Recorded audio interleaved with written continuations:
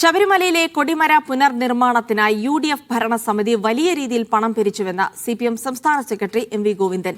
പിരിച്ച പണം എവിടെ പോയെന്ന് പറയണം. കോൺഗ്രസിനെതിരെ ആരോപണം വന്നപ്പോൾ പ്രതിപക്ഷ നേതാവ് VD സതീശന് മിണ്ടാട്ടമില്ലെന്നും MV ഗോവിന്ദൻ പറഞ്ഞു. ശബരിമല വിഷയത്തിൽ UDFും BJPയും കെട്ടിപ്പൊക്കിയ പോറ്റി കോട്ട തകർന്നെന്ന് CPI സംസ്ഥാന സെക്രട്ടറി ബിനോയ് വിശ്വം പ്രതികരിച്ചു.